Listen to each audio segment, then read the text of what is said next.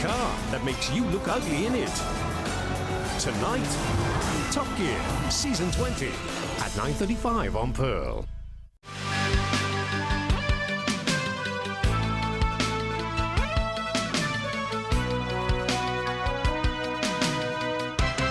And welcome back to TVB News. Conservation groups say illegal agarwood logging has wiped out more than 1,000 endangered trees over the past 4 years.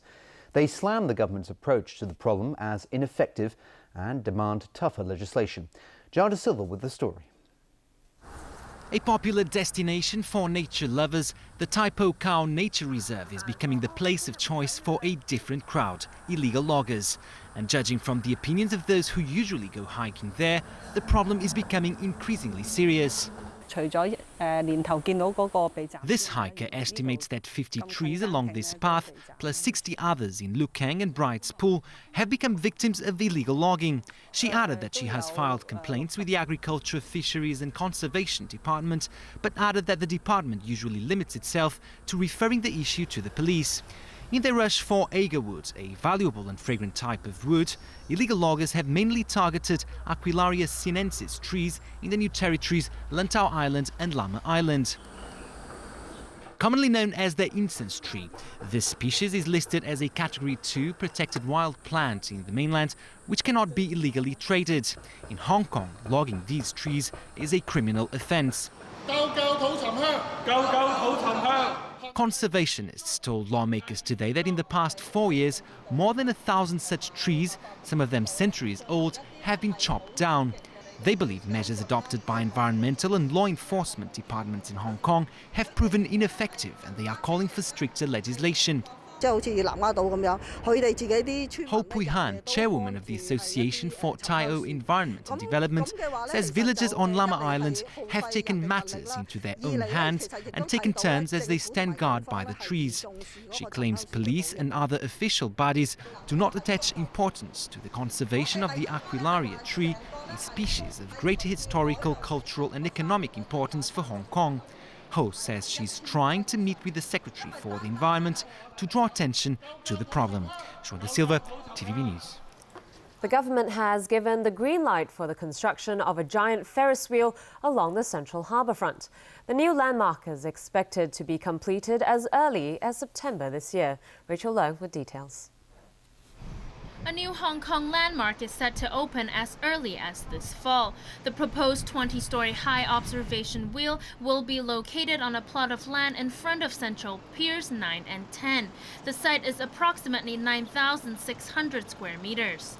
From 60 meters high, people will be able to enjoy the city's famous skyscrapers along the Victoria Harbour. But the breathtaking view will come with a price. Each ride will be $100 for adults and $70 for children. The wheel will have 42 gondolas, each carrying 8 to 10 passengers. Swiss AEX has been granted the right to operate the wheel, and they say they expect about 1 million passengers each year. The company stressed the Ferris wheel will be built to the highest standards, and that factors such as Hong Kong's typhoon-prone weather would also be under consideration. Hong Kong, as we know, has very extreme weather conditions. It has super typhoons and typhoons.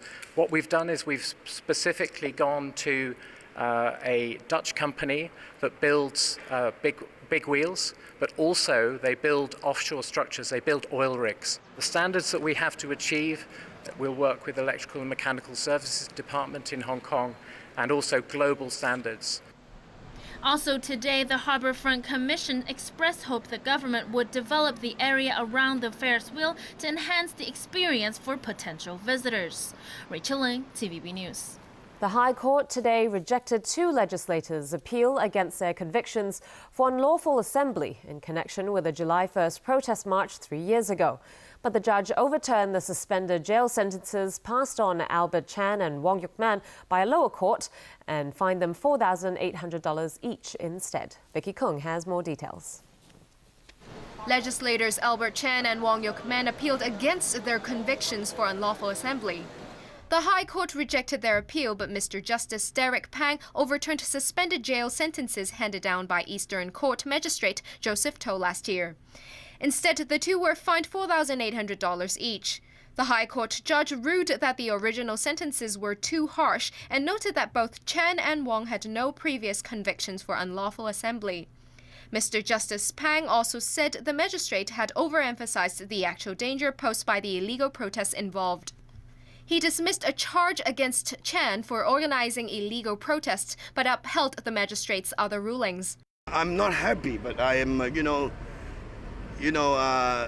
maybe you can say satisfied. Both legislators indicated that they will file another appeal. Wong said they had received a letter of no objection from the police and the protest march did not deviate from the specified route. He said clashes broke out only after the police blocked the road, stopping the protesters from going forward. As for Chan, he thinks he was denied a fair hearing and that the court should drop all the charges against him. The High Court judge clearly indicates that the magistrate was wrong for not providing the recording, for the trial. Chan and Wong were accused of leading protesters who tried to break through a police line on Garden Road in Central on July 1st, 2011. The confrontation paralyzed traffic on parts of Hong Kong Island for a few hours. Vicky Kong, TVB News. All right, Tony, over to you for sports. That's right, and we got more NBA playoff action as we approach the NBA Finals. Everything's getting really exciting. The Indiana Pacers defeated the Miami Heat to snatch Game 1 in their Eastern Conference Finals series. As Jameson Wong shows us, the Pacers came out with all guns blazing against the two-time defending champs. The Pacers were hot at home against the Heat, jumping out to an early lead. George Hill from distance, Indiana on target with 6 of their first 7 three-pointers.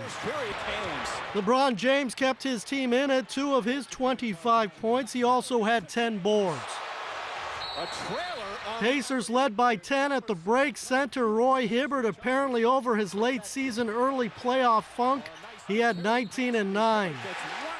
Indiana led by as many as 19 points in the second half. The final score 107-96. Paul George led 6 Pacers in double figures with 24 points. The series stays in Indianapolis for Game 2 on Tuesday. Jameson Wong, TVB News. On to tennis now. Novak Djokovic overcame a slow start to defeat rival Rafael Nadal and win the Italian Open. Djokovic dropped the opening set 6-4 on the Rome clay, but he rebounded to take the next 2 sets 6-3 and 6-3. It was the 41st meeting with the Serb and Spaniard. Nadal still owns a 22-19 advantage. Djokovic has won the last 4 meetings to close the gap in their rivalry. This year's second Grand Slam, the French Open, begins on Sunday. As for the women, it's Serena Williams and the rest. The American routed home favourite Sara Errani in straight sets to retain the title. The scores were 6-3 and 6-love. She improved her record on clay to 53-2 since 2012. Williams is the overwhelming favourite at Roland Garros, where she is the defending champion, and many pundits expect her to add to her major total of 18. That would give her 1 more Grand Slam than the men's record holder, Roger Federer. To MotoGP now, and Marc Marquez made it 5 of 5 to open the season. Marquez came back from 10th place to catch and pass legend Valentino Rossi and take the checkered flag at the French Grand Prix. The 21-year-old Spaniard is the first rider since 1972 to win the first 5 races of the season. Marquez leads the Drivers' Championship by 42 points over compatriot Dani Pedrosa. Rossi, a 7-time world champion, is 2 points further back. And that's the news for tonight. Thanks for watching. Good night.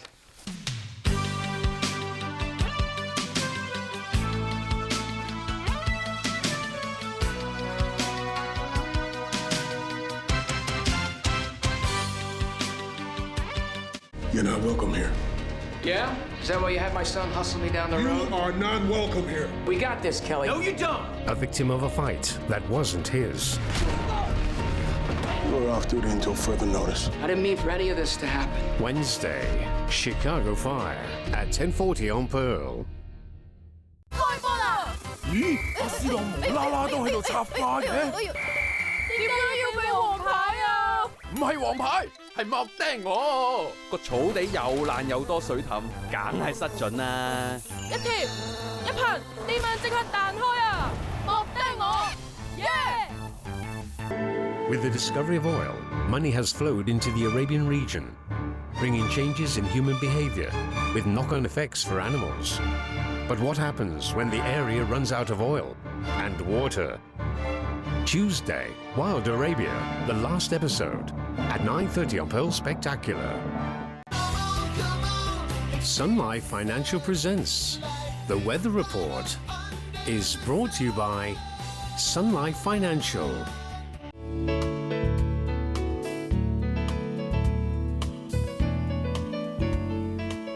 Good evening. It was mainly cloudy with a few showers today. Taking a look at tonight's situation chart, a southwesterly airstream continued to affect the coast of Guangdong.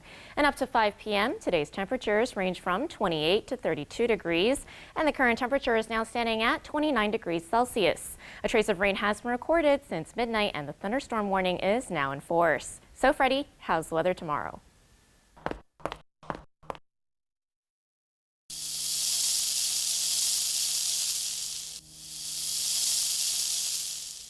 Mainly cloudy with a few showers and thunderstorms tomorrow. Temperatures will range from 27 to 31 degrees. It will remain showery in the following few days. And tomorrow morning's air quality health index will range from low to moderate, and the maximum UV index forecast for tomorrow will be about 7. And now to the latest global weather update. Cloudy in Shanghai, rain in Taipei and Xiamen.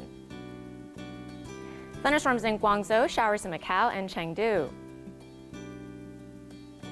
Sunny in Beijing, cloudy in Seoul and Tokyo. Thunderstorms in Bangkok and Manila, showers in Ho Chi Minh City. Showers in Kuala Lumpur and Jakarta, thunderstorms in Singapore. Sunny in New Delhi and Karachi, bright in Mumbai. Cloudy in Cairo, showers in Nairobi. Showers in Brisbane and Melbourne, bright in Sydney and Auckland. Cloudy in Toronto, thunderstorms in New York. Showers in Vancouver, bright in San Francisco. Showers in London, thunderstorms in Amsterdam, sunny in Zurich. And that's the weather. Have a lovely evening.